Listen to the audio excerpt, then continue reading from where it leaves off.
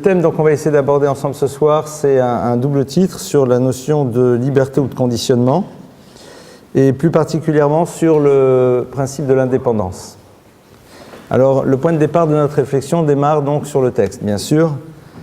On est donc dans une paracha dans laquelle on nous relate l'histoire bien connue des Meraglim. Donc, pour celles et ceux qui ne sont pas au courant, de quoi s'agit-il? Le peuple d'Israël donc est dans le désert. Et dans le désert, eh bien, il s'apprête donc à rentrer sur la terre d'Israël. Et à ce moment-là, il y a donc l'épisode des explorateurs. Traduction, il va y avoir donc 12 princes d'Israël qui vont partir et qui vont avoir comme fonction de faire un rapport sur ce qu'est la terre d'Israël, comment ça se passe, comment ça fonctionne, et sur la base de ça, d'essayer d'expliquer quelles sont les probabilités que l'on a de gagner la guerre, de quelle manière et comment, et avec tous les détails. Et donc le texte de la Torah nous dit que Dieu s'adresse à Moshe, lui dit, voilà, envoie pour toi des individus afin qu'ils parcourent donc cette terre de Canaan que je donne aux enfants d'Israël. Chacun donc est représentant d'une tribu, pardonnez-moi, et ils seront des princes. Donc on est ici avec des personnages de qualité qui ont une mission particulière à remplir. Le texte nous dit que Moshe les envoie, et lorsqu'ils reviennent, ils vont faire un rapport sur la terre d'Israël assez catastrophique. C'est-à-dire, ils vont dire, en tout cas pas tous, 10 sur 12, vont dire ça va pas du tout, cette terre d'Israël très complexe à conquérir, on a là-bas des géants, on a là-bas des villes fortifiées, c'est super dur. Et plus que cela, on a une terre qui produit des fruits énormes, enfin, c'est gigantesque, ça va être très compliqué. Et le texte nous dit que lorsqu'il rapporte cela, le peuple d'Israël commence à pleurer, et Dieu dit, ah tiens, vous pleurez, vous avez peur que je n'assume pas ma promesse, vous avez peur que je ne remplisse pas ma parole. Eh bien, en effet, vous avez raison, vous ne partirez pas en Israël, et ce sera la génération de vos enfants. Et c'est à partir de cela que le peuple d'Israël va se retrouver à errer pendant 40 ans dans le désert, avant que ce soit la génération d'après qui vienne dans le désert. Voilà plus ou moins le cadre. Alors, il y a plusieurs choses qui sont intéressantes à constater dans ces versets, c'est que sur les 12, il y en a 10 qui, en effet, vont venir faire un rapport catastrophique. Et 2 qui, au contraire, vont essayer de changer cette vision, c'est Yoshua et Caleb, Josué et Caleb, et qui au contraire vont dire, mais pas du tout, la terre d'Israël est super, on va y arriver, vous allez voir, ça va se passer très très bien. Qu'est-ce qui s'est passé? Et on a un midrash, donc un texte de la tradition rabbinique qui nous dit, voilà, qu'est-ce qui s'est passé au fond? Eh bien, quelque chose de très simple. Higdim Upe le Haïn, il y a une inversion des lettres de l'alphabet. A priori, on ne voit pas le rapport. C'est-à-dire que lorsque ils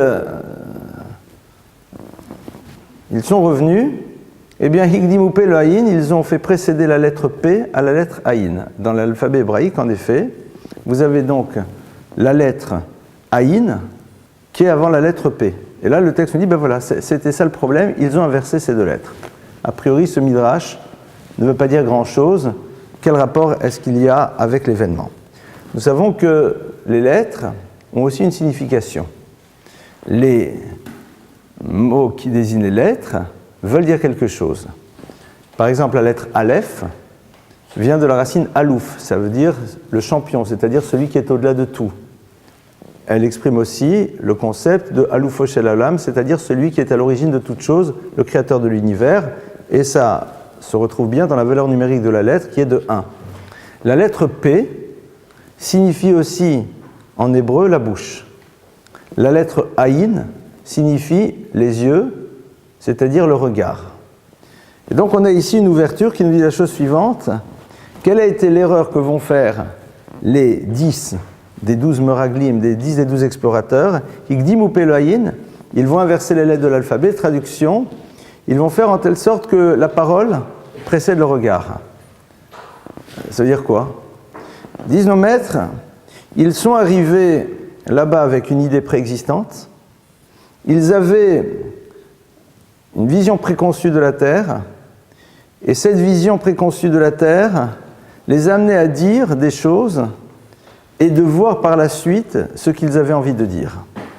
C'est-à-dire que la Torah ici est en train de nous révéler que le problème que vont avoir 10 de ces 12 personnages, qui sont décrits par la Torah comme étant des personnes qui ont une stature particulière, ce n'est pas des petits rigolos, c'est véritablement anashim, c'est-à-dire des individus de haute stature, higdim ou peloïn.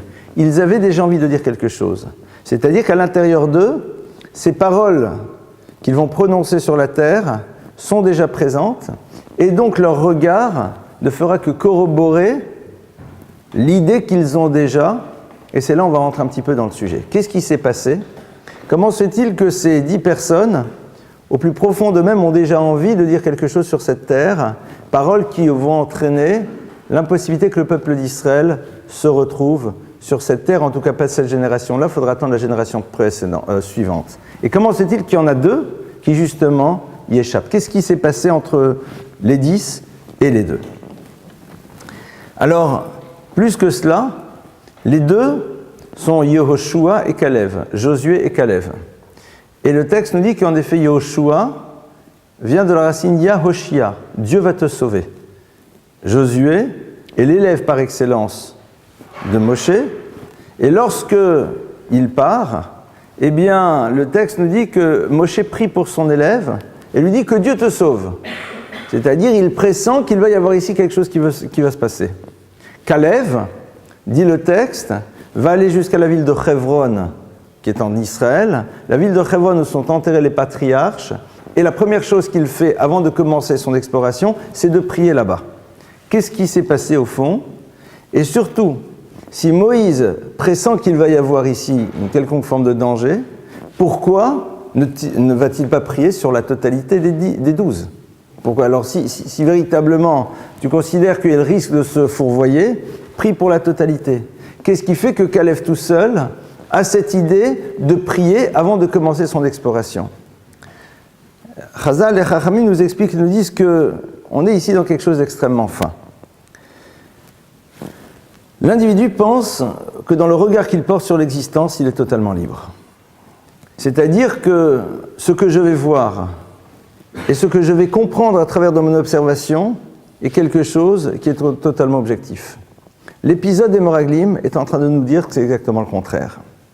Il y a en effet à l'intérieur de l'individu un certain nombre d'éléments qui vont l'amener à porter un regard et à décoder ce qu'il va voir, fonction de quelque chose qui est beaucoup plus profond à l'intérieur de lui. Quelle est cette chose qui est à l'intérieur de l'individu, et ici particulièrement des Meraglim, qui va les amener à se fourvoyer? Qu'est-ce qui va faire qu'à un moment, ils vont voir ce qu'ils ont envie de dire? D'où provient ce fameux « ce qu'ils ont envie de dire » ? Au fond, en quoi ça pose problème que le peuple d'Israël aille sur cette terre? Quel est le problème? Alors ils arrivent, ils disent, voilà, la terre d'Israël, bon, c'est vrai, mais Dieu nous l'a promis, donc ça va marcher. On a eu sans arrêt des miracles. Donc puisqu'il y a eu sans arrêt des miracles, miracle pour miracle, ça va fonctionner encore cette fois-ci, et on va se retrouver sur la terre d'Israël, et tout ira bien dans le meilleur des mondes. On est bien sorti d'Égypte. On a échappé à l'histoire de Amalek. On a échappé à toutes sortes de dangers dans le désert.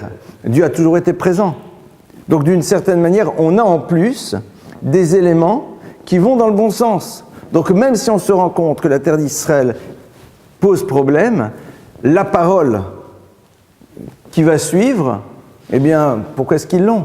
Ils pouvaient très bien dire, oui, c'est vrai, la terre d'Israël est complexe, oui, a priori, le peuple a l'air d'être un peuple qui est fort, mais néanmoins, faisons confiance à Dieu, il va réussir à nous amener sur cette terre comme il a toujours réussi à le faire. C'est ce que d'ailleurs vont dire les 2 autres. Les 2 autres ne vont à aucun moment remettre en cause le fait que c'est une terre qui est peuplée de géants et qui a l'air a priori extrêmement solide. Qu'est-ce qui s'est joué ici? Alors, disent les Sfarim, les Meraglim, dès lors qu'ils sont devenus des Nessim, c'est-à-dire des princes, le statut et la fonction qu'ils ont va avoir un impact sur leur vision du monde. C'est-à-dire que l'expérience de leur fonction va créer chez eux, sans qu'ils s'en rendent compte, le désir de la continuité de celle-ci, et le désir de la continuité de celle-ci va les amener à ne plus avoir un regard totalement objectif sur les réalités auxquelles ils vont se confronter. C'est-à-dire que cette illusion de liberté n'est plus présente. Il y a ici non pas un conditionnement dans le sens où on l'entend d'habitude, c'est-à-dire un conditionnement qui provient d'un tiers vis-à-vis de l'individu, mais c'est la situation qu'ils vivent qui va les amener à un moment à fonctionner comme quelqu'un de conditionné, c'est-à-dire de voir dans une monodirection et de ne pas être capable de voir dans des directions différentes. C'est-à-dire que la lecture et la traduction qu'ils vont faire des choses va prendre une direction qui elle-même a été déterminée par le désir qu'ils ont d'être dans la continuité de l'expérience qu'ils ont faite dans le désert, c'est-à-dire d'être des chefs. Or, ils n'ont pas de certitude absolue qu'en terre d'Israël, ils continueront à être chefs. C'est-à-dire, ils savent très bien que le peuple d'Israël qui va se retrouver maintenant sur sa terre va sans doute avoir besoin de responsables qui ont des qualités différentes que ceux qui l'ont guidé dans le désert. Et qu'il y a des possibilités qu'à un moment, la fonction qui est la leur disparaisse. Mais dans l'absolu, quel est le problème? Si à un moment de l'histoire, tu dois remplir une fonction, et que tu as rempli à ce moment de l'histoire la fonction qui est tienne, tu as rempli la mission qui était la tienne. Donc à la limite, maintenant, c'est quelqu'un d'autre qui est en train de la prendre, mais si c'est l'autre, c'est que ça ne devait pas être toi. Donc d'une certaine manière, il n'y a aucun problème. Mais l'expérience que l'individu va faire de la fonction qui est la sienne, eh bien, à un moment, va créer chez lui le désir de la continuité de celle-ci. Ce désir-là, il n'arrive pas à le percevoir. Ils sont persuadés qu'au fond, ils agissent pour le bien du peuple d'Israël.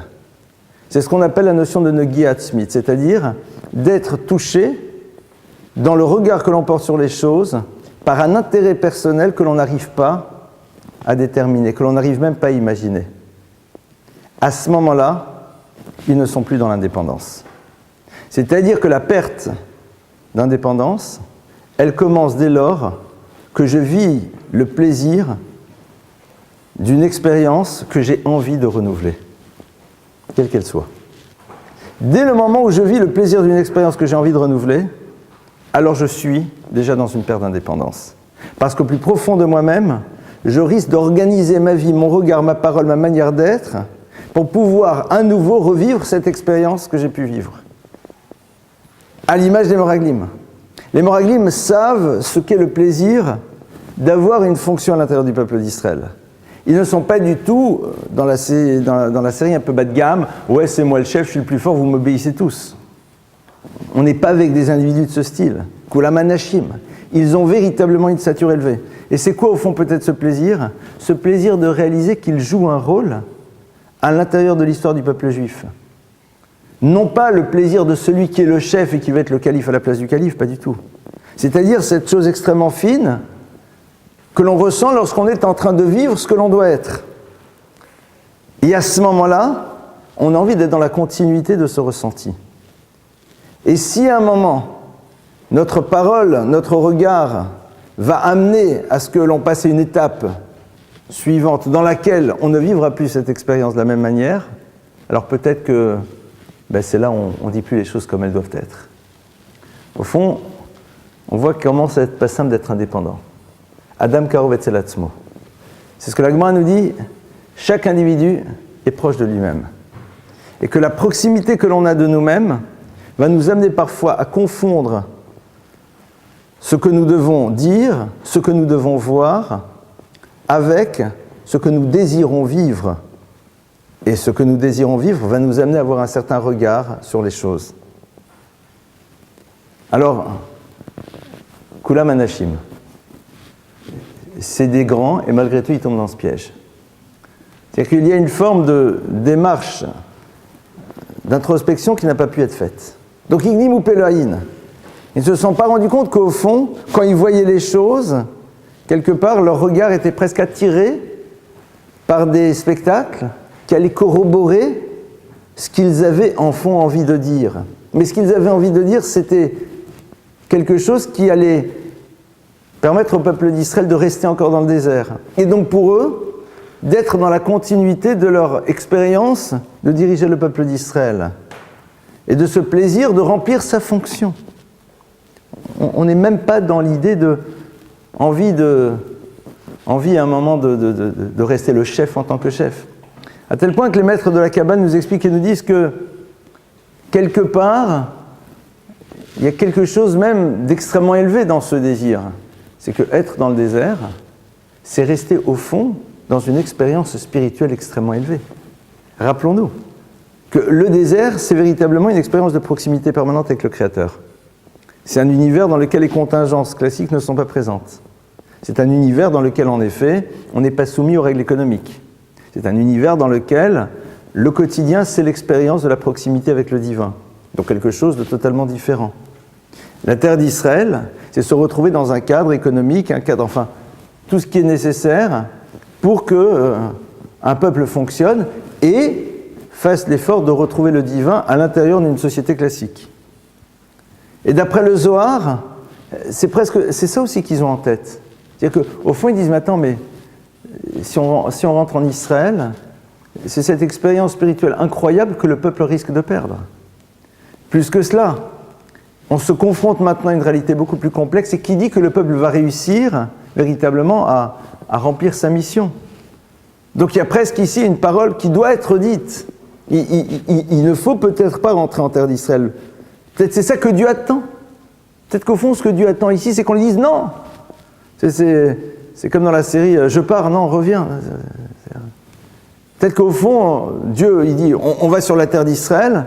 Et ils disent « Mais au fond, peut-être que Dieu n'attend qu'une chose, c'est qu'on dise « Non, non, on veut surtout pas, on veut rester près de toi. On veut surtout pas couper cette expérience incroyable. » Et donc ils pensent que leur parole, c'est une parole vraie, c'est-à-dire une parole qui est totalement indépendante, c'est-à-dire qu'eux-mêmes n'ont aucun élément personnel à l'intérieur de ça. Il n'y a rien qui altère. Et la Torah dit ici. La Torah dit ici, justement. Il y a quelque chose de très fin qui altère et qui va faire que, eh bien, ils vont passer de leur statut de anachim, d'individu extrêmement élevé, à quelque chose d'extrêmement bas, et ils vont se retrouver par la suite, eh bien, toujours dans le désert. Alors, à partir du moment où nous le savons, à partir du moment où la Torah est en train de nous dire que même dans une parole qui veut exprimer quelque chose d'extrêmement élevé, peut se retrouver caché quelque chose qui est du domaine de l'intérêt personnel, donc certaines formes de dépendance par rapport à l'expérience du plaisir que j'ai de quelque chose, qui peut être même au niveau de je remplis ma fonction. C'est ça qui me semble en tout cas passionnant. C'est-à-dire que c'est pas du tout quelque chose de bas de gamme. Eh bien, on est dans l'erreur. Alors, comment est-ce qu'on fait ? Comment est-ce que l'on sait que dans tous les choix de vie que nous allons faire, que dans toutes les directions que nous allons prendre, nous ne sommes pas conditionnés par cette expérience que nous avons soit déjà vécue, soit celle que l'on imagine pouvoir ou devoir vivre et qui va déterminer notre regard. Parce qu'on peut être conditionné non pas par rapport à quelque chose qui a eu lieu, mais par rapport à ce que l'on s'imagine de ce que vont être les choses. Et donc c'est ça qui va nous amener à prendre telle ou telle direction. Est-ce que véritablement il peut y avoir une forme d'objectivité absolue ? C'est ça l'enjeu.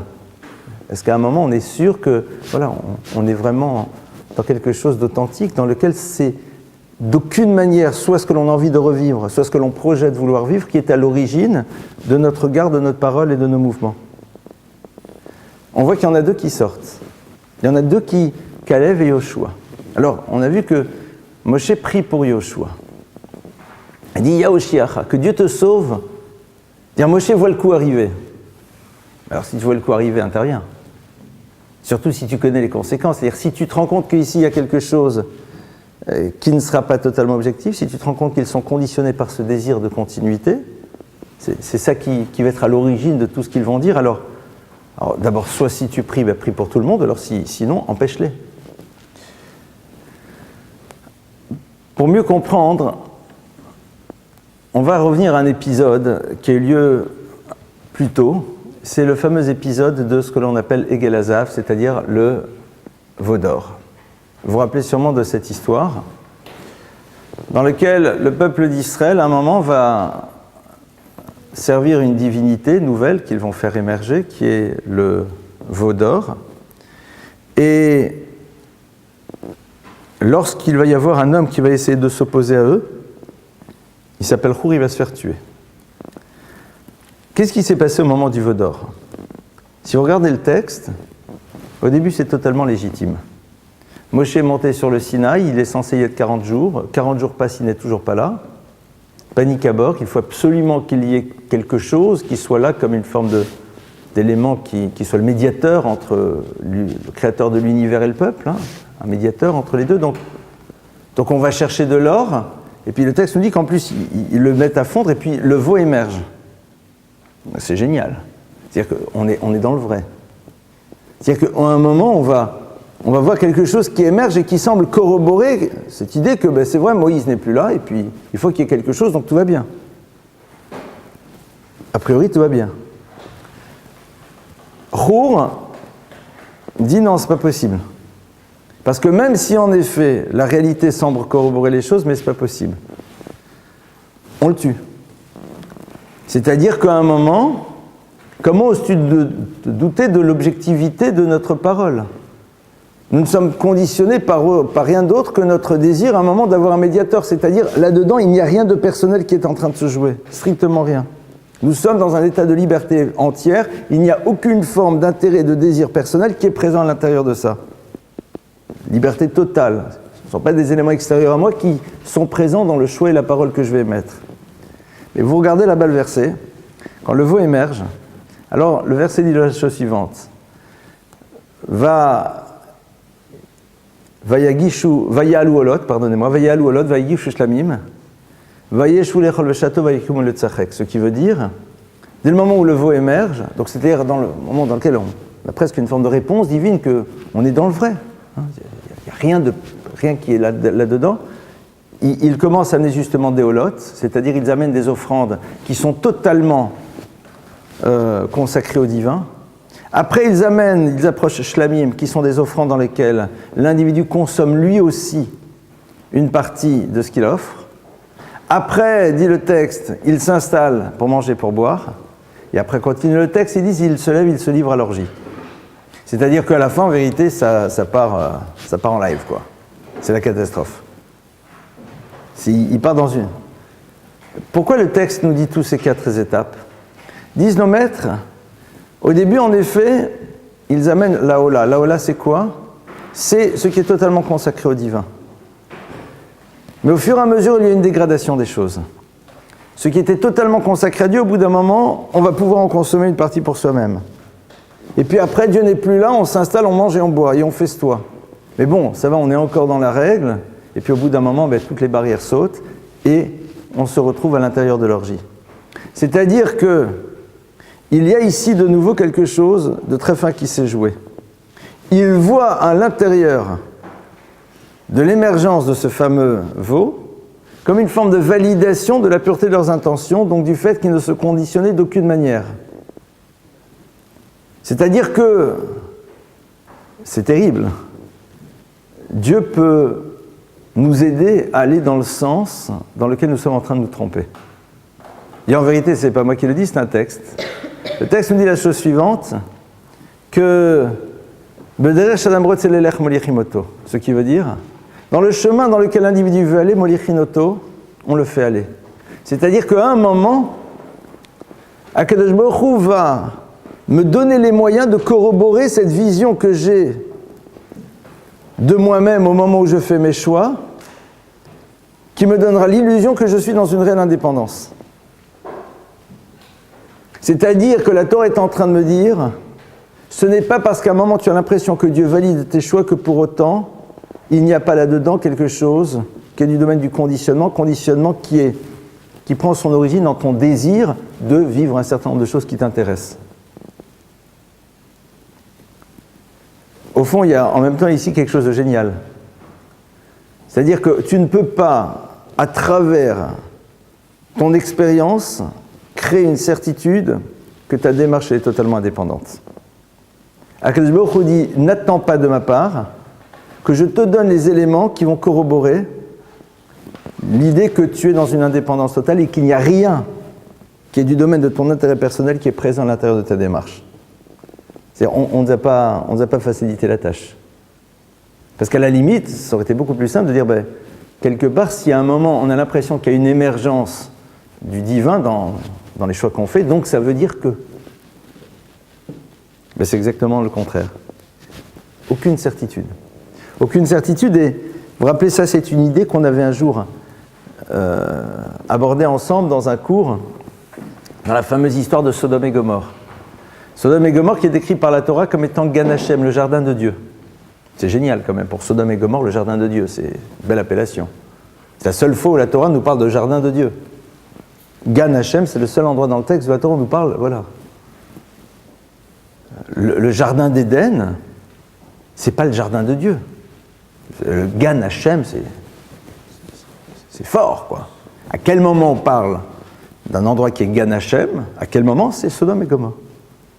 C'est-à-dire que Sodome et Gomorrhe, au fond, sont persuadés que la démarche qui est la leur, elle est totalement authentique. C'est-à-dire que le modèle qu'ils ont mis en place au niveau de l'organisation de leur société est un modèle qui n'est pas du tout dicté par leur désir à eux de...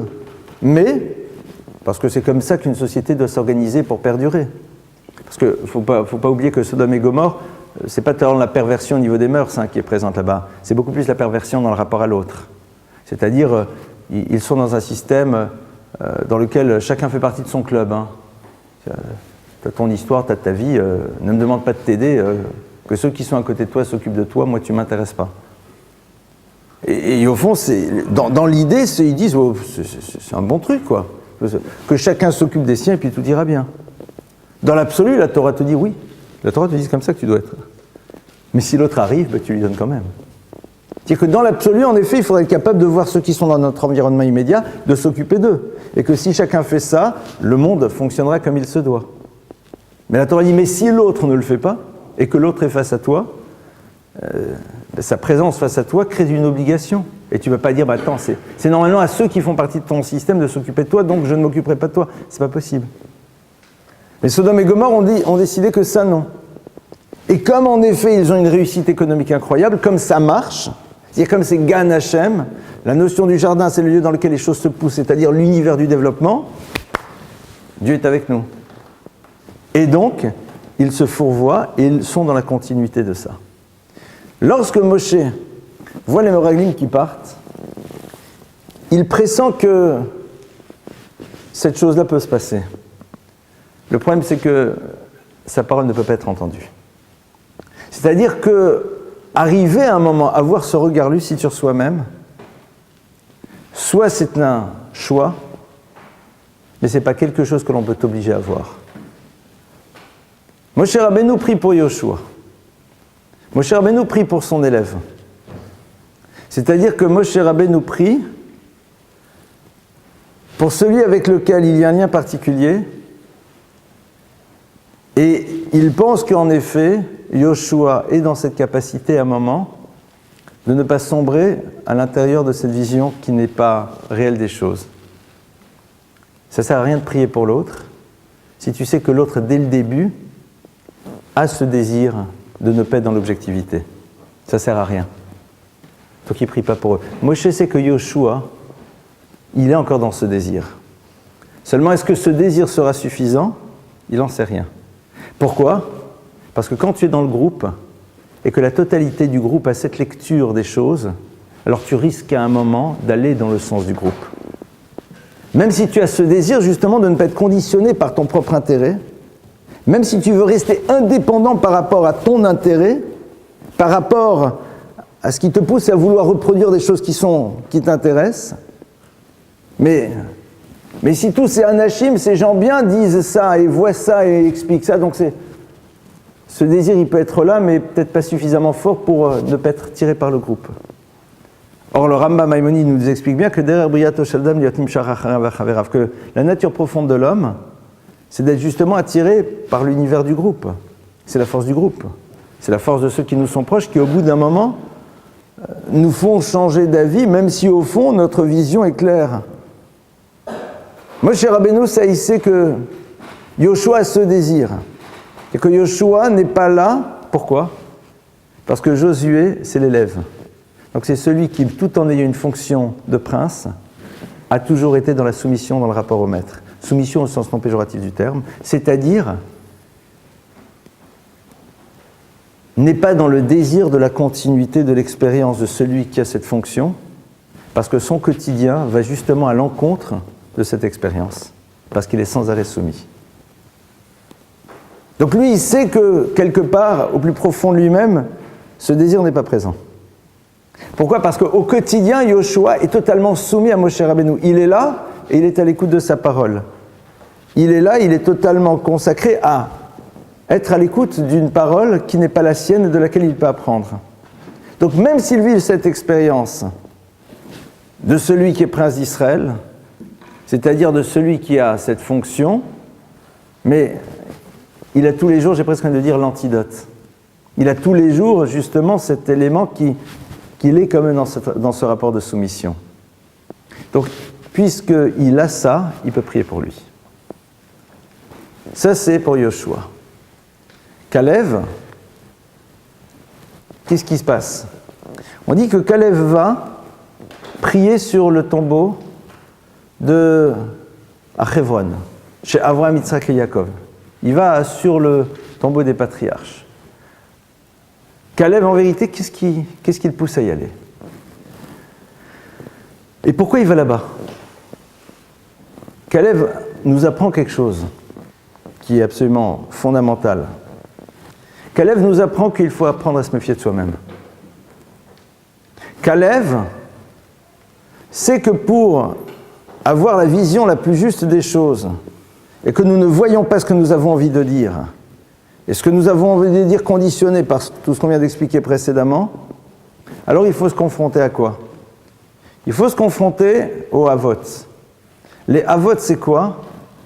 Les Havot symbolisent, c'est-à-dire les patriarches du peuple d'Israël, symbolisent ceux qui ont été dans ce que l'on appelle la zachout absolue, c'est-à-dire le raffinement de la personnalité le plus ultime qui soit. C'est-à-dire, il sait qu'il faut aller se confronter à ceux qui nous donnent cet enseignement et prier pour être sûr qu'on n'ait pas d'éléments extérieurs à nous qui altèrent les choix et les décisions qui vont être les nôtres. La notion du raffinement, c'est qu'on est dans une pureté, entre guillemets, la plus absolue. Qu'il n'y a pas d'éléments extérieurs qui sont présents à l'intérieur de ce que je vais faire, de ce que je vais être, de ce que je vais dire et de la manière dont je vais agir. Ça, c'est ce qu'il va faire. Donc il va là-bas et il va se confronter à ça. Ça, c'est quelque part les deux pistes qui nous sont données. Alors, concrètement, est-ce que on est conditionné ? C'est évident qu'on l'est. Comme on a vu, Kolan Gaïm Adam Roé Chutz Minigi Atzmo dit la Gemara. Un individu est capable de voir tous les Negaïm. Negaïm, c'est quoi ? Ce sont des plaies visibles qui sont sur le corps de quelqu'un. Chutz Minigi Atzmo, sauf les plaies qui le concernent lui-même. C'est-à-dire que celui qui est capable de voir à un moment l'autre dans cette dimension conditionnée ne peut pas le voir chez lui-même. C'est-à-dire, je ne peux pas savoir à quel moment je suis conditionné par mon propre désir dans le regard que je vais porter sur les choses ou dans les actions que j'aurai ou dans les paroles que j'émettrai. Alors vous allez dire, c'est fichu. Alors on fait quoi ? Comment est-ce qu'on avance ? Comment est-ce que dans ce cas-là on avance ? Comment est-ce qu'on va faire ? C'est quelque chose en effet qui ne nous appartient pas. C'est-à-dire que la Torah est en train de me dire, ne t'imagine pas que seul tu peux y arriver. Seul, c'est pas possible. Le seul élément qui peut t'aider, c'est la tefila. C'est-à-dire la prière dans laquelle tu exprimes ce désir de ne pas te retrouver dans une situation de vie qui va être altérée par ton conditionnement, c'est-à-dire par tout ce qui est lié à ton propre intérêt. C'est-à-dire qu'il faut avoir au moins ce désir. Il faut avoir au moins ce désir. On a ce désir que dans la mesure où on n'a pas déjà projeté ce que devrait être notre vie. Quelqu'un qui a déjà projeté ce qu'il voudrait être dans sa vie ne peut pas être dans ce désir qu'à un moment, ses choix ne soient pas altérés par quelque chose qui est son intérêt propre, parce qu'au plus profond lui-même, il a l'angoisse que si sa tefila fonctionne, il risque de vivre une vie autre que celle qu'il a imaginée. Si nous ne sommes si nous sommes capables de ne pas imaginer notre vie, c'est-à-dire si nous sommes capables de ne pas projeter justement sur ce que devraient être les choses, alors nous n'avons pas peur de découvrir ce que va être le résultat de cette prière. C'est-à-dire, cette aide qu'Akadosh Baruch Hu va nous donner, de ne pas voir dans le monde ce que nous avons envie de dire, ce que nous avons envie de dire qui souvent est conditionné par justement ce désir de vivre, soit l'expérience qui est déjà nôtre, soit celle qu'on a envie de vivre. C'est pas simple dans un monde dans lequel on nous demande d'imaginer notre futur. C'est pas simple dans un monde dans lequel on nous demande de nous projeter dans ce que nous devrions être. Mais c'est ce qui s'est passé avec les Meraglim. Les Meraglim se sont projetés dans leur futur. Et donc ils ont fait en telle sorte que leur futur corresponde, que la réalité du futur corresponde à celui qu'ils ont imaginé. Et donc c'est tout le regard qui a changé. Tout a changé. Quelqu'un peut totalement planter sa vie parce qu'il a imaginé sa vie. Parce que par la suite, il trouvera tous les éléments qui corroboreront le choix qu'il a décidé de faire. Qui est lié à, par quoi ? Par ce qu'il a imaginé de son futur. Mais pourquoi est-ce qu'on imagine un futur ? On imagine un futur parce que on considère que ce futur va être à l'origine d'un bien-être. Parce que c'est comme ça qu'on nous l'a dit. C'est la raison pour laquelle celui qui dit à l'autre que vivre l'expérience du judaïsme, c'est ce qui va générer chez lui un bien-être, peut totalement pervertir sa démarche. Parce que c'est ça qui va être l'élément qui déterminera son mouvement. Alors qu'en vérité, c'est pas ce que tu imagines du futur qui doit être à l'origine de ton mouvement. C'est pas ça. La tefila, c'est justement d'être sûr qu'on est le plus juste dans ce que l'on fait et que le regard que l'on porte sur les choses n'est jamais conditionné par le désir que l'on a du résultat ou de ce que l'on pourra en dire et de ce qui pourra en ressortir. Alors vous allez dire, bon, c'est pas sympa ce qu'on est en train de voir, parce qu'on a l'impression qu'on est tous très très loin de l'histoire.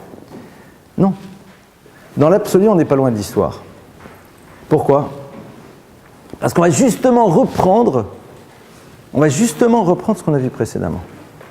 L'Agma nous dit Bederer Shadam Rotzelelech Molichimoto. Le chemin dans lequel l'individu veut aller, Molichimoto, on le fait aller. Ce principe-là, il va dans les deux sens. Ce principe-là, il va dans les deux sens. Et c'est ce que l'on dit tous les jours dans le texte Karov Hashem Lechol Korav Lechol Hashaikru Behemet. Qu'Akadosh Baruch Hu est proche de tous ceux qui l'appellent, Lechol Hashaikru Behemet, de tous ceux qui l'appellent Behemet, avec l'attribut de vérité. Parce qu'on ne peut pas traduire ici de ceux qui l'appellent véritablement, parce que si tu t'adresses à Dieu, mais en vérité tu n'y crois pas, alors pourquoi tu lui parles ?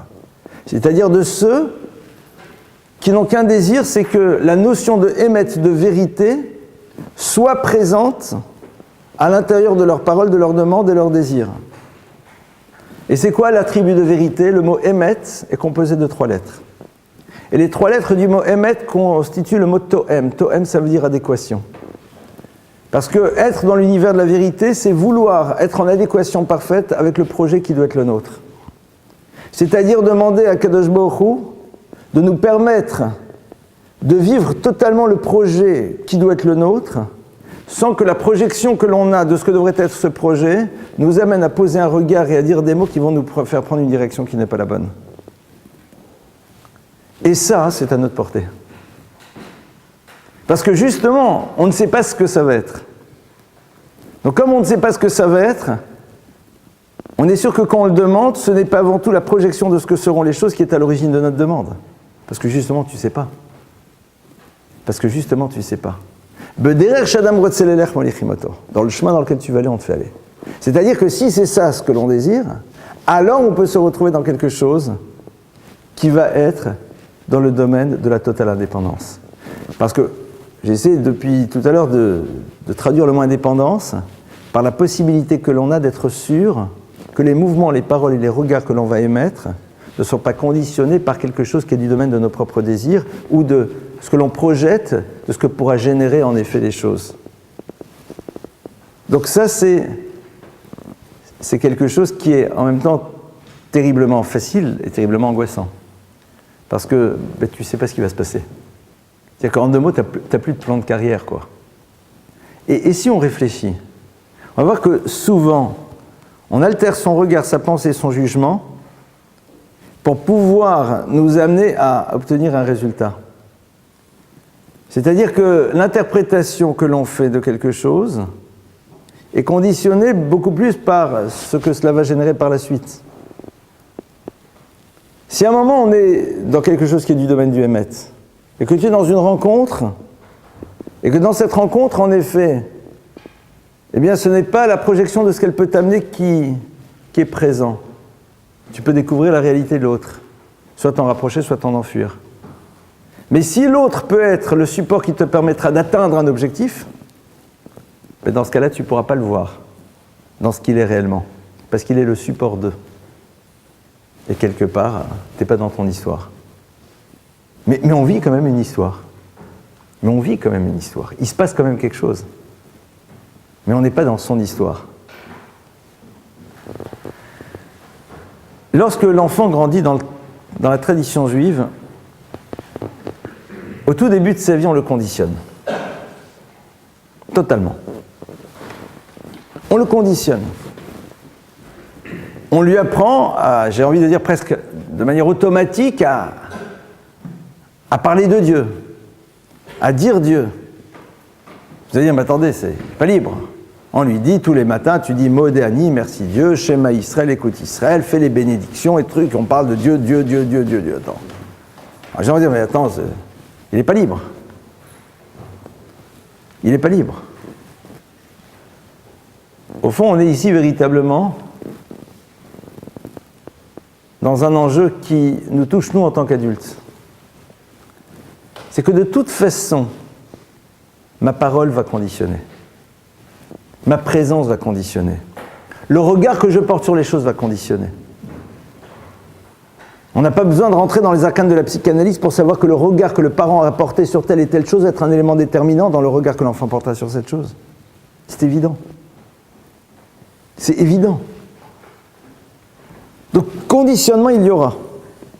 Parce que tout simplement, dès le moment où il y a une présence d'un tiers, eh bien, cette présence va m'impacter. Et plus encore pour l'enfant qui est totalement malléable et qui absorbe tout. La Torah, en me proposant de conditionner l'enfant, m'amène à me poser la question de la place qu'occupe le divin dans mon histoire. À partir du moment où je suis dans ce désir de Hémet, de vérité, alors je sais que pour pouvoir accéder à un univers dans lequel mes choix ne se font pas de par la projection du résultat, mais par le désir d'être en adéquation avec mon projet, il faut qu'à un moment le concept du divin soit présent. Et c'est ça qui s'est passé au moment de l'expérience du Sinaï. C'est pour ça qu'au moment de l'expérience du Sinaï, on dit que le peuple d'Israël a vu littéralement Dieu. Alors c'est un anthropomorphisme, c'est pas qu'ils ont vu des images. Ils ont vécu cette expérience qui a créé pour eux cette idée de l'évidence absolue du divin. Cette dimension-là qu'a vécue le clan d'Israël au moment du Sinaï les rentre dans l'univers du Hémet, de la vérité. Et ça, c'est ce qui va les amener à conditionner leurs enfants pour que cette notion-là soit présente chez eux et qu'ils soient sûrs que les choix qu'ils feront par la suite seront essentiellement dictés par cette notion de désir d'être en adéquation avec le projet qui doit être le leur.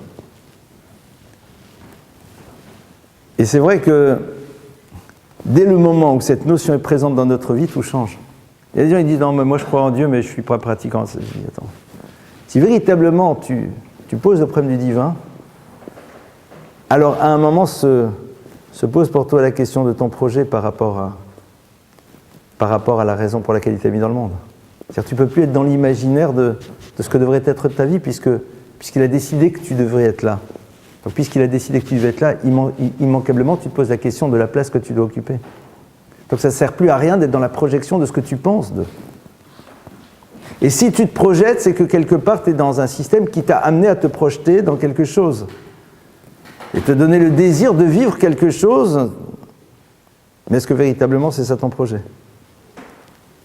Pour être indépendant, il faut d'abord être conditionné. Il faut qu'à un moment, cette base-là, elle soit inscrite à l'intérieur de l'individu. Quelqu'un qui n'a jamais été conditionné sera toujours dépendant, parce que ça sera les univers qu'il rencontrera qui seront à l'origine de ces mouvements, de par ce qu'ils vont lui proposer dans leur regard sur l'existence. Et c'est intéressant de voir que, de manière assez concrète, lorsque vous avez dit à un moment « Ah non, nos enfants, ils doivent être libres, totalement libres, libres, surtout pas leur transmettre ni les valeurs de Dieu, etc., etc. » Ils feront leur choix. Ils ne feront jamais le choix du divin, ou quasiment jamais. Sauf s'ils font l'expérience que la projection qui était à l'origine de leur mouvement ne leur apporte pas véritablement quelque chose qui les remplit, qui a une forme de manque. C'est avant tout la sensation de manque qui va être à l'origine d'un nouveau questionnement. Mais sinon, on va voir que ce sont les sociétés qui vont les conditionner totalement et qui vont déterminer par la suite ces choix qui seront tous sauf des choix de liberté. Ils ne sont plus indépendants. D'aucune manière. Parce que la totalité de leur mouvement, de leur regard, est fonction de ce qu'ils ont envie de vivre, qui a été déterminé par d'autres. Et donc, d'une certaine manière, ils sont dépendants sans arrêt de ça. Voilà quelques ouvertures. Alors, je pense que c'est peut-être pas comme ça que vous attendiez ce cours sur l'univers de l'indépendance. Hein. Peut-être, je pensais que ça allait se passer. On aurait pu le faire hein, de manière un peu plus psy ou autre, mais en tout cas, c'est comme ça que j'ai envie de... Alors, comme vous avez pu le constater, c'est quelque chose que, en tout cas, qui pour moi s'élabore. C'est-à-dire, je ne suis pas encore arrivé jusqu'au bout de ma réflexion dans ce domaine, mais il y a quelque chose qui, en tout cas, me touche énormément. C'est de comprendre qu'est-ce qui s'est joué véritablement dans cette histoire. Et comme vous allez voir d'ailleurs, mais quand ensuite ils viennent, ils disent on a vu, etc., voilà ce qui va se passer, et tout est tordu après. Parce qu'ils vont dire on a vu, ils ont des forteresses. Et Rachid de dire mais s'ils ont des forteresses, c'est qu'ils se sentent faibles. Parce que celui qui a besoin de s'enfermer dans son ghetto, c'est que quelque part il a peur des autres. Donc c'est qu'il n'est pas fort. Celui qui s'enferme dans un univers dans lequel il tient l'autre sans arrêt à distance, c'est qu'au fond, au plus profond de lui-même, il ne se sent pas suffisamment équipé pour se confronter à cet autre. Tous les systèmes que l'on utilise pour maintenir les autres à distance sont autant d'éléments qui révèlent notre faiblesse, c'est-à-dire ce manque de conscience de ce qui nous constitue véritablement. Mais c'est aussi dans l'univers de la guerre. Si vous avez besoin, si vous êtes super baraqué, que vous êtes obligé de mettre partout des portes et des portes et des portes et des portes, donc à un moment, même la logique n'est plus présente. C'est-à-dire que leur logique n'est plus là. Quand ils vont voir cette terre avec tous ces récoltes incroyables, ces fruits géniaux, ils se disent mais c'est génial! Vous imaginez un petit peu la bénédiction de cette terre, c'est extraordinaire, vous avez vu ce que Dieu propose? Ils disent non mais c'est énorme, c'est gros, c'est des géants, c'est pas possible. Même cette logique de se dire d'accord, mais on est quand même passé par d'autres choses. Et chaque fois Dieu a été à nos côtés. Donc sois bêtement logique mon frère. Sois juste logique. Jusqu'à présent, chaque fois que tu étais confronté à une difficulté dans le désert, quelle qu'elle soit, Dieu intervient de manière miraculeuse et te fait avancer. Là tu arrives au but du voyage. C'est-à-dire, voilà, c'est la finalité. Alors on en a vu des difficultés par ailleurs, mais ce n'est pas pour autant que ces difficultés nous empêchaient d'accéder au but. Donc là c'est évident que ça va bien se passer. C'est un raisonnement, presque envie de dire enfantin. Ils ne peuvent plus le tenir. Cette notion de shoradik ou pelaïn. Ce qu'ils ont besoin de dire, qui est lié à cette forme de conditionnement, qui prend son origine dans l'expérience qu'ils ont fait du plaisir d'être dans la direction du peuple, dans laquelle ils pensent même que c'est bien qu'ils restent dans le désert parce qu'au fond, dans l'absolu, on reste plus proche de Dieu. C'est-à-dire, comme on peut créer un système de raisonnement tordu, les empêche maintenant que la logique puisse intervenir et jouer un rôle à l'intérieur de leur choix. Donc, comme on l'a vu, le désir du émet, le désir de vérité est est au fond le seul élément qui peut jouer là-dedans. L'Agma nous dit Kol haose avera umidbayesh ba mochen limrod kol avonotav. Tout celui qui fait une transgression et qui après se sent un peu honteux, Dieu lui pardonne à toutes les fautes. C'est quoi cette histoire? Parce que le sentiment de honte que l'on peut ressentir est lié au fait qu'on a encore cette conscience du lieu dans lequel se situe la vérité. Et qu'à un moment, il y a une forme de dissonance entre ce que nous sommes en train de vivre et cette vérité. C'est-à-dire que c'est quelque chose qu'on peut garder, qu'on peut préserver. Ce n'est pas nécessairement quelque chose qu'on va arriver à vivre en permanence, parce que c'est ça toute la complexité du combat de vie. On risque de se retrouver à un moment dans des événements de vie, dans des paroles, dans des manières d'être, dans tout ce que vous voulez, mais le fait de ressentir une certaine forme de honte montre bien que on est encore dans l'univers du vrai. On est encore dans un univers dans lequel eh bien, on n'a pas altéré ce désir d'être dans quelque chose qui est du domaine du vrai. Puisque quelque part, on ressent encore cette absence de vrai à l'intérieur d'un comportement. Voilà quelques idées. Alors donc, d'accord. Peut-être qu'ils ne reviendront jamais parce que ça les a fatigués. À vous les questions.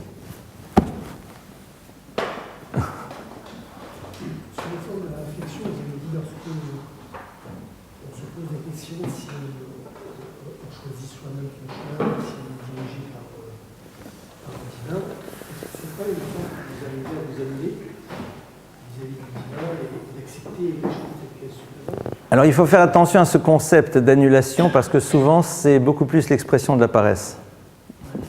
Alors, celui qui dit « je m'annule complètement face au divin », souvent c'est une manière de ne pas être dans la recherche de ce qu'il doit être. On sait, quand vous êtes dans la recherche, vous ne savez pas ce que vous allez trouver, mais vous êtes dans la recherche. Vous êtes dans un processus, on n'a pas étudié ça ce soir.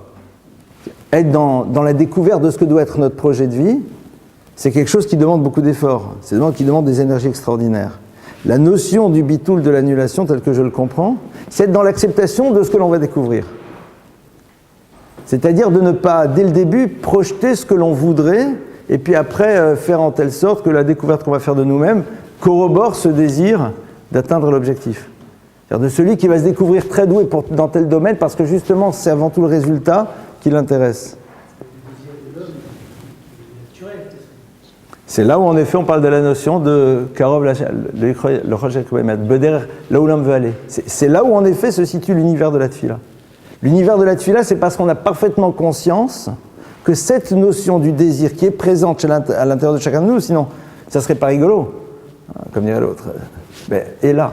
Vous savez très bien, comment est appelé l'arbre de la connaissance du bien et du mal? C'est-à-dire quand toute cette histoire, elle démarre, quand toute cette problématique, quand la notion du émet, du divin, de vérité du divin est altérée. Comment on l'appelle dans le Zohar, l'arbre de la connaissance du bien et du mal? Il a un nom qui définit les choses parfaitement. Il anadisfeik à l'arbre du doute. C'est-à-dire l'univers dans lequel même, dans la chose qui est totalement fausse, se situe quand même quelque chose qui est du domaine du vrai, et dans le domaine de ce qui est du vrai, se situe quand même quelque chose. Et la tfila, c'est justement cet individu qui est dans cette conscience-là. Et qui se rend bien compte qu'à un moment, c'est toujours... Et d'ailleurs, c'est intéressant de voir que notre génération, elle nous amène à nous projeter énormément dans notre futur. C'est incroyable. C'est énormément cette projection qui va être à l'origine de nos mouvements. Et on dit c'est très important, comme ça il aura de l'ambition, etc. et tout. Et c'est sûr et certain que si demain j'imagine mon futur tel qu'il pourrait être, j'ai envie de l'atteindre et je vais mettre des énergies parce que l'imaginaire que j'ai de ce que je pourrais ressentir au moment où je vais le vivre est à l'origine de mon mouvement. Avec ce grand problème, c'est que le jour où je le vivrai, ça ne sera pas du tout ce que j'ai imaginé, donc j'aurai l'impression que je ne l'aurais jamais vécu et je vais me retrouver un peu mal. Mais ça, c'est un deuxième problème. Tu as dit non, découvre. Tu as dit découvre ce que va être ton histoire. Alors, mais tout ce que tu es dans les mains de faire, fais-le avec la totalité de tes énergies. C'est-à-dire tes énergies, elles sont là pour, au moment où tu es en train de réaliser quelque chose, le faire pleinement, totalement, et qu'une partie de ton énergie ne soit pas utilisée par ce que tu imagines de ce que va produire cette énergie. Quelque part, un juif est dans la découverte. Il est dans la découverte de l'histoire qu'il est en train de construire, Parce que justement, il n'a jamais imaginé quelle est l'histoire qu'il va construire. Un exemple le plus incroyable, c'est qui? C'est Rachel. Rachel, Yaakov, allez, on va se la jouer un peu actuelle, tombe amoureux d'elle, d'accord? Il la voit, super. D'accord? Ça commence.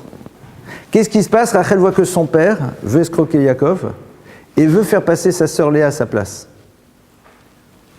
La projection de l'histoire qu'elle aurait pu faire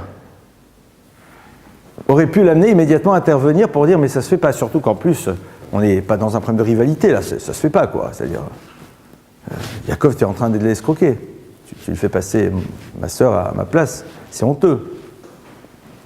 Rachel, elle voit l'histoire à l'instant T. À l'instant T, qu'est-ce qu'elle voit? La honte horrible que va vivre sa sœur quand elle va être découverte. Et elle dit à sa sœur, tiens, elle lui donne les éléments pour ne pas se faire surprendre. Ce qui est énorme. Elle est dans l'instant T, elle n'est même pas dans ce que va imaginer Yaakov. Voilà. Là, il y a quelque chose de dramatique qui peut se passer. Une honte horrible. Donc j'ai quelque chose à faire à cet instant. C'est qu'Akadosh Baruch Hu, dans un moment comme ça, il me demande de faire quoi? De faire en telle sorte que l'autre n'ait pas honte. Mais si maintenant tu es dans une analyse, par rapport à ce que tu imaginais de ton futur il n'existe plus, parce que si Yaakov vit avec Léa, c'est terminé l'histoire. Et c'est là où toute l'histoire de Rachel, elle commence. Il n'y a que tout ce que Rachel va être, ça a commencé là. C'est absolument fou. C'est-à-dire, c'est parce que justement, ce qui était important, c'est de savoir qu'est-ce qui devait se jouer maintenant. Parce qu'il n'y a aucune projection sur le futur. C'est la même histoire que Yehuda et de Tamar. Yehuda a une relation avec sa belle-fille, Tamar. De cette relation va naître l'ancêtre du Messie. D'accord? Mais pourquoi de cette relation va naître l'ancêtre? Qu'est-ce qui donne ce mérite? Qu'est-ce qui fait que Yehuda va devenir la royauté d'Israël? C'est qu'à un moment on dit, elle dit, c'est de celui de qui j'ai reçu ces choses-là que je suis enceinte. Et Yehuda, s'il avait imaginé son futur, il a dit, je ne peux pas dire que c'est moi. Sinon j'ai plus de futur. Yehuda, il a dit, elle a raison. Tzadka mimeni. Elle a raison. Donc ça y est, c'est mort! Tout commence. C'est là où tout commence. Toute l'histoire commence. Ce sont deux exemples, il y en a d'autres, qui nous montrent bien que, justement, l'enjeu, c'est là où elle est dans une parole de vérité. C'est là où on n'est pas conditionné par quoi que ce soit. Il n'y a rien qui conditionne cette parole. C'est la recherche du Hémet. C'est pas la projection de ce que pourront générer les choses qui est à l'origine de quoi que ce soit, c'est ce qui doit être. Voilà, ce qui doit être maintenant, c'est je peux pas faire en telle sorte que l'autre ait honte, c'est pas possible. Donc il faut que je la sauve de sa honte. Ah, mais est-ce que tu as imaginé? Mais j'ai rien imaginé. Je n'ai rien imaginé. Ah, mais attends, mais Yaakov il est tombé amoureux, donc ça, tu t'es projeté. Rien. C'est ce que seront les choses. C'est ce que je vais découvrir. On ne rejoint pas son histoire, on la découvre. On ne rejoint pas une histoire. Si on va même dans l'univers de la Kabbalah, on se rend compte que celui qui a imaginé l'histoire peut parfois empêcher son histoire d'exister, parce qu'il l'a limitée à travers son imagination, paradoxalement. Dès le moment où tu imagines ce que peuvent être les choses, tu leur as donné un cadre. Donc il y a un monde des possibles que peut-être tu as enfermé. Et au fait, une des grandes problématiques qu'on a aussi dans le monde des relations, c'est ça. C'est-à-dire qu'on se projette dans ce que doivent être les choses. Et c'est la raison pour laquelle, d'ailleurs, dans le monde des relations, c'est très intéressant. Les gens analysent toujours les relations à l'aune de ce qu'ils pensent, de ce que tu as envie d'atteindre. Donc si tu dis, si tu fais, c'est que. Et c'est pour ça que c'est très compliqué. Soit parce que nos paroles, nos actes, nos manières d'être sont fonction de ce que l'on imagine au niveau du futur, c'est-à-dire comment je vais atteindre ce que je projette, ou alors si j'agis, c'est que nécessairement je projette. Non. Pourquoi je dis ce mot-là à ce moment-là? Parce qu'il a besoin d'être dit. Parce que peut-être l'autre a besoin de l'entendre. Parce que voilà. Parce qu'il a sa raison d'être. Ce qu'il va produire, ce n'est pas le sujet. Ce n'est pas ce qu'il va produire qui est à l'origine d'eux. Bien sûr, Je dois être vigilant pour que ce que je suis en train de faire ne génère pas une souffrance, quelque chose de négatif. Mais ça s'arrête là. C'est ce qui doit être. Un petit peu, c'est... Je ne sais pas si j'ai totalement répondu à votre question, mais en tout cas, j'ai... Oui. J'avais juste une question. Quand vous avez dit que les méragines, c'est par rapport à ce qu'ils ont imaginé, qu'ils sont arrivés dans le cours et que du coup, ils n'étaient pas à la recherche du maître. Moi, j'ai écouté et j'ai vu beaucoup de cours qui me disaient que justement, les méragines, ils ont été trompés par leur Yetzirara, mais qu'à l'origine, leur intention était de voir si jamais c'était vraiment comme Hachem l'avait dit. Donc ça partait d'une intention de ne pas faire en sorte, pas que Hachem se trompe, mais que les gens puissent croire que Hachem s'est trompé. Et moi je vois pas de choses mauvaises à ça, à l'origine. De se dire je vais aller vérifier en me disant, comme ça je pourrais dire au monde que Hachem a raison. Et pas plutôt dans le sens comme vous l'avez dit, moi je pensais plus quand vous l'avez dit, j'ai eu l'impression de parler de pensée créatrice. Donc la pensée créatrice que le monde, que la Terre serait mauvaise, donc la Terre leur apparaît comme mauvaise. Alors, j'entends ce que tu dis, mais je vais aller jusqu'au bout. En effet, certains commentaires disent que les Meraglim ont entendu que Dieu annonçait une terre d'Israël extraordinaire, et ils veulent être sûrs que ça va se passer comme ça, pour pas que le peuple d'Israël dise « mais Dieu nous a escroqués ». Et ce qu'on vient d'apprendre, qui est basé sur l'enseignement de la Kabbalah, nous dit que justement, derrière cette parole, il y a autre chose qui se joue. Derrière cette parole, il y a autre chose. Ah ben oui, c'est embêtant parce que ça met de côté nos images d'Épinal. Derrière cette parole, il y a autre chose qui se joue. Quelque chose d'extrêmement fin, auquel peut-être eux-mêmes n'arrivent pas à se rendre compte, mais qui est quand même présent. Et c'est pour ça qu'on a vu qu'il n'y a que la tefila qui peut aider. C'est-à-dire que derrière, parce que le Zohar que j'ai cité qui dit mais non, il faut qu'on reste dans le désert parce que le désert c'est le lieu de contact avec Dieu, c'est dans le même principe. On veut surtout que ça se passe de la manière la plus merveilleuse possible entre Dieu et son peuple. Mais derrière, qu'est-ce qui se joue? Et c'est quelque chose d'imperceptible. C'est pour ça que les Meraglim sont sanctionnés, parce que pour des gens d'une telle stature, c'est un vrai problème. Pour vous et moi, c'est sûr que c'est pas un problème. Enfin, pour moi, sûrement, pour vous, je sais pas, mais c'est sûr que c'est pas un problème. Parce que nous, on est dans quelque chose de plus épais. On n'est pas déjà dans une telle finesse. Mais pour eux, voilà, il y a quelque chose qui ne va pas. Et c'est là où, en effet, on peut appeler ça le chet. C'est là où se situe le chet. C'est qu'ils n'ont pas su, à un moment, se poser la question de ce qui était réellement à l'origine une parole qui, a priori, est très belle. Nous, à la limite, on a plus de facilité, parce qu'on sait très bien que parfois, notre parole, elle est là pour servir nos intérêts. Parce que parfois, ça... Voilà. Donc au moins, on est clair, on sait sur quoi on doit régler ses comptes, quoi. Mais eux, ils sont loin de ça. Les Meraglim, ils sont plus à notre petit niveau à nous. C'est quelque chose de beaucoup plus grand. Donc c'est beaucoup plus difficile à percevoir. Et à leur niveau, en effet, c'est une catastrophe. Oui. Une autre question par rapport à ça. Justement, si, je ne sais pas ce que vous avez dit, mais par rapport à ça, on dit que Moshe avait la capacité de voir si les gens ils avaient une pensée négative par rapport à s'ils allaient aller en Israël. Alors pourquoi il n'a pas vu?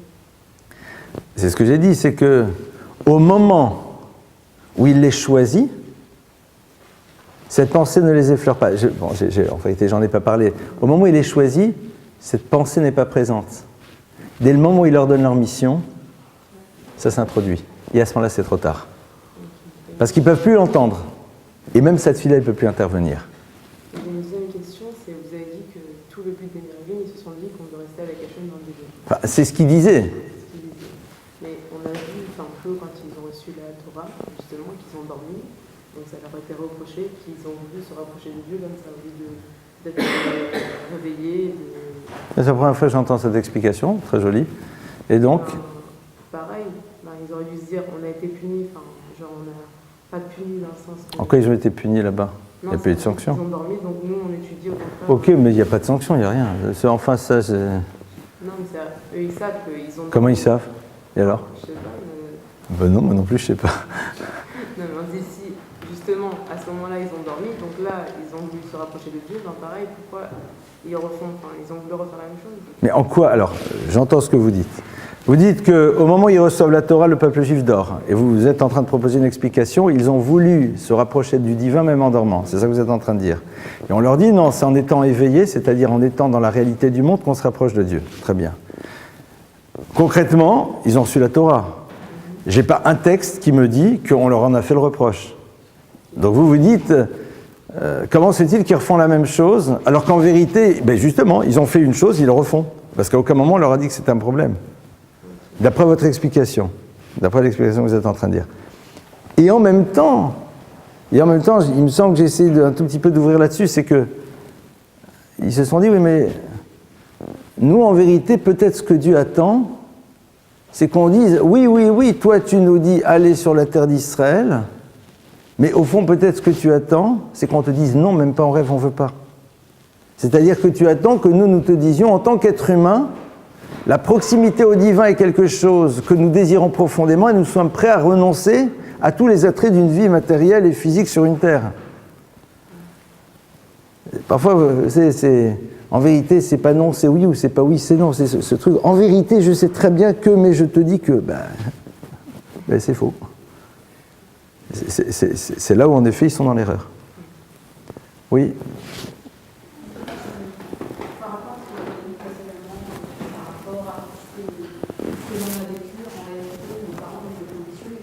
Complètement. Et c'est ce qu'on est en train de faire avec les enfants. Est-ce que ça veut dire pour autant qu'il ne faut absolument pas les conditionner de manière à ce qu'ils puissent trouver leur voie réelle? Mais le problème, c'est que si on ne les conditionne pas et qu'on ne remonte pas, enfin, si on ne les tire pas vers le haut, en réalité, si on ne leur donne pas un objectif qui serait difficile à atteindre, en réalité, on ne leur permettra pas de s'élever suffisamment. Alors, tous les mots que vous êtes en train d'utiliser, on va les reprendre. Enfin, pas tous, parce que sinon ça prendra du temps. Votre présence est conditionnante. Parce que comme on l'a vu, votre réaction, votre manière d'être, votre regard va être un élément qui va déterminer le regard et la perception que l'enfant aura au monde. La relation que vous avez à l'univers déterminera la perception que l'enfant aura de cet univers. Donc le parent, de par sa présence, est conditionnant. Après, quand vous êtes en train de dire « mais il va falloir qu'on lui apprenne à ceci », c'est par rapport à des éléments que vous avez définis. Donc vous allez lui faire rentrer cette idée qu'au fond, c'est un objectif, c'est atteindre ceci et cela. Donc on est dans un conditionnement complet, total. Alors, comment est-ce qu'on fait pour... C'est pas ce soir un cours sur l'éducation, mais je vais donner une ou deux pistes. Comment est-ce qu'on fait ?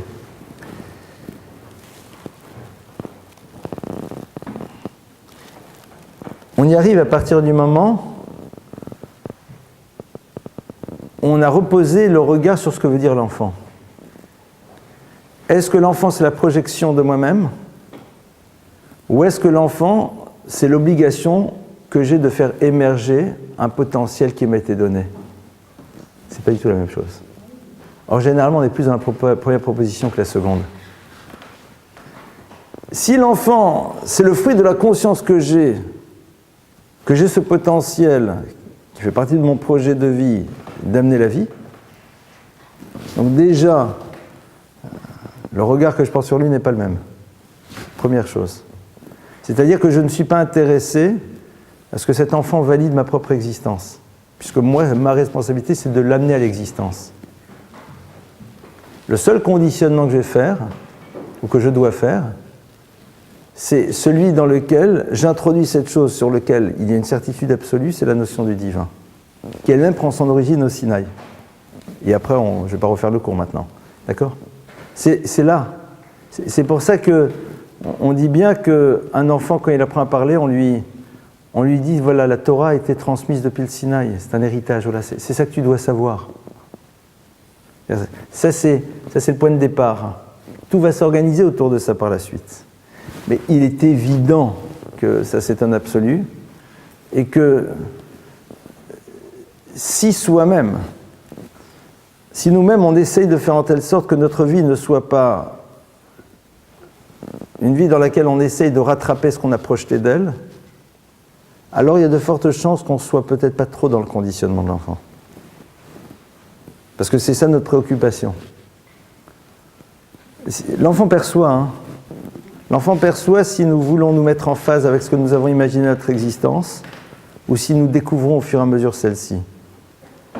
Et je pense que ça joue sur mon rôle. Mais c'est pas simple. Ce qui est intéressant, c'est justement notre fonction de parent, c'est... Mais pourquoi? En tant que parent, on est obligé maintenant de les conditionner. Si on veut qu'ils apprennent, si on veut... Pour vous, c'est quoi les conditionner? Si pour vous conditionner, c'est leur faire découvrir que la conscience que l'on a des potentiels qui sont les nôtres crée des obligations d'utilisation de ces potentiels, alors je suis d'accord. Mais c'est pas ça un conditionnement. Ça, c'est un principe. C'est-à-dire, ça, le savoir que j'ai de mon potentiel crée chez moi l'obligation de l'exploitation de celui-ci. Ça, c'est un principe de vie qui est valable partout. Après, c'est comment est-ce qu'il va le faire? Autre question? Oui.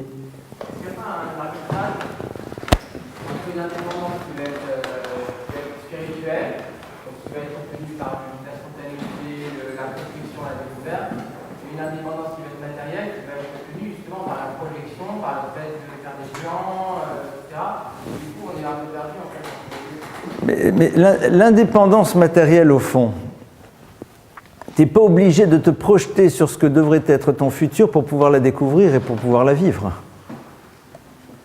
On fait des business plans, mais ce n'est pas le résultat qui est à l'origine de ton mouvement. Ce qui est à l'origine de ton mouvement, c'est la réflexion que tu as sur les potentiels qui sont les tiens et l'univers le plus adéquat dans lequel tu vas devoir les utiliser, qui fait apparaître chez toi quelque chose. C'est-à-dire, c'est le savoir que tu as de ton potentiel qui va t'amener à un moment à te poser la question sur l'utilisation optimale. Et je te rappelle que pour la Torah, l'élément essentiel sur lequel on nous demande à tous de travailler, c'est sur ne pas gâcher les choses. Et ne pas gâcher, c'est de ne pas utiliser dans des univers inadéquats les potentiels qui est le nôtre. C'est là où en effet, c'est une des choses sans doute les plus difficiles. Et donc à partir du moment où c'est ça ton état d'esprit, c'est-à-dire tu dis, avec tous ces éléments-là, et une nécessité en effet de créer ce dont j'ai besoin pour pouvoir vivre, j'arrive à quoi? C'est-à-dire tu prends les différents éléments qui constituent, et puis au bout d'un moment, tu arrives à, c'est peut-être à prendre telle et telle direction. Et puis donc à ce moment-là, tu y vas. Mais c'est plus un constat. C'est plus un constat. Et c'est vrai que souvent les gens ne vont pas être dans ce qu'ils auraient dû être, ce qu'ils auraient pu être, parce que ils ont le savoir des éléments qui le constituent, et tout de suite, ils ont face à eux une image. Et c'est intéressant parce que vous voyez que tous les maîtres du peuple juif sont devenus des maîtres. Ils ne se sont jamais projetés. Ceux qui ont fait un plan de carrière ont eu des postes, mais ne sont jamais devenus des maîtres dans le plein sens du terme. Parce que justement, c'était la projection de ce qu'ils allaient pouvoir atteindre qui était à l'origine de leur mouvement. Et comme ils avaient des capacités, ils ont réussi à se retrouver dans quelque chose. Mais ce ne sont pas des personnes qui ont eu l'ampleur, parce qu'ils se sont limités de par la définition qu'ils ont donnée de leur futur. N'oubliez pas que quand on définit le futur, on se limite. Ne serait-ce que par le fait que notre parole est réductrice et que l'imaginaire que l'on a nous empêche de voir des choses plus larges. Et empêche même ces choses d'émerger. C'est pour ça que quand Dieu il dit à Abraham, il dit, mais ta descendance, là, c'est le sable, c'est les étoiles, c'est-à-dire, il n'y a pas de limite. Ne te limite pas par tes mots. Ne te limite pas par tes mots, ne te limite pas par la projection de quelque chose. Parce que de manière très concrète aussi, parfois quand on l'atteint, alors on dit c'est bon, c'est pour ça que certaines personnes, elles se contentent par la suite juste d'entretenir ce qu'elles sont. Parce que c'était ça l'objectif. Pourquoi il y a des gens qui, quand ils ont 2 enfants, alors qu'ils pourraient en avoir 4 ou 5, n'en ont pas d'autres? C'est pas parce qu'ils n'ont pas de quoi, non. Parce que ça y est, ils se sont limités par les définitions qu'ils avaient déjà données de ce que serait leur famille. Mais ne te limite pas, mon frère. Après, tu as raison, concrètement aujourd'hui, comment on fait? Alors on se dit, bon, alors ça s'appelle un ingénieur, ça s'appelle un médecin, ça s'appelle ceci, ça s'appelle cela. Ok, mais ce n'est pas la représentation que tu t'en fais qui doit être à l'origine. C'est surtout ça. ce qui est terrible, c'est qu'on se rend compte que c'est une forme de carotte. Et c'est tellement dommage. C'est-à-dire, on brandit la carotte de l'imaginaire d'un futur et de ce qu'il peut produire chez quelqu'un pour y aller. C'est pour ça que quand cet imaginaire du futur n'existe plus parce que la réalité ne la corrobore plus, on n'a pas envie d'y aller. Pourquoi les gens n'ont pas envie d'un couple aujourd'hui, ou très peu, même si on dit qu'on le veut? Parce que comme l'imaginaire de ce que ça doit générer n'est pas corroboré par les réalités auxquelles on est confronté, parce que c'est dans tous les sens, ça part dans tous les sens, donc il n'y a plus de raison que j'en ai vraiment envie. Parce que la réalité semble me dire que je ne vivrai jamais ce que j'ai imaginé, puisque concrètement, c'est pas ce qui se passe. Mais ne projette pas sur ce que c'est. Découvre l'histoire. Et puis fais un jour le constat, tiens, ça marche, c'est génial. Et tu vois, même là-dedans, je pose souvent la question, les gens ils disent je veux, mais tu veux pas. Pourquoi tu veux pas? Parce que tu t'es projeté. Et comme aujourd'hui, concrètement, la réalité à laquelle tu te confrontes au quotidien rentre en pleine contradiction avec cette projection, alors que tu veux plus. C'est pour ça que certains univers professionnels, etc., sont un peu désaffectés. Parce que justement, le rêve de ce que ça est censé faire vivre n'est plus du tout en phase avec la réalité que l'on découvre et que l'on nous propose, que l'on nous montre. Donc c'est plus intéressant, quoi. D'accord? Autre question? Oui. Vous parlez de projection, pour certains ça fonctionne. Ils font la projection, ils visualisent. Oui. Ils y arrivent. Ils arrivent dans leur histoire ou dans une histoire? Ah, c'est ça, c'est justement ça l'enjeu. Il n'y a aucun problème, hein. Mais moi aussi, hein, j'aurais voulu être un artiste, comme chantait l'autre. Et je peux le devenir. Et je peux le devenir. Je peux le devenir. C'est peut-être ça mon histoire, ou c'est peut-être une histoire. Mais c'est peut-être pas mon histoire. C'est ça le problème. Mais en même temps, alors vous allez dire que je ne suis pas sympa, parce que comme la plupart du temps, nos mouvements ont été déterminés par cette projection, on fait quoi? Ben on décide de redémarrer à partir de là où on en est. C'est-à-dire de voir ce que l'on est comme étant les éléments qui nous constituent, donc comme une forme de potentialité, non pas un aboutissement. Ce serait intéressant de dire, voilà, aujourd'hui, dans ma réussite qui a été conditionnée par mes projections, etc., ce que je suis aujourd'hui, c'est mon monde, c'est mon potentiel. C'est-à-dire voir ce que je suis comme étant un potentiel. Un élément. Et avec tout ça, avec ce que je suis, le médecin, l'ingénieur, le rave, le truc, le machin, etc., qu'est-ce que, voilà, être ouvert maintenant à quelque chose d'autre. Un instant. Être ouvert, et c'est là où en effet on va découvrir.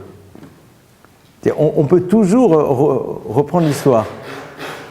Parce que même si ce que l'on est, c'est le fruit de cet imaginaire, de ce conditionnement quelque part, par ce qu'on a projeté de ce qu'on vivrait, mais une fois qu'on y est, ce sont des éléments qui nous constituent. À travers ce que l'on a dû développer à l'intérieur de soi pour pouvoir l'atteindre et qui fait partie maintenant d'un potentiel concret, et qui donc peut créer une ouverture vers quelque chose de totalement différent, enfin de totalement nouveau. Voilà donc quelques idées. Merci pour votre écoute. Bezrat Hashem, à la semaine prochaine.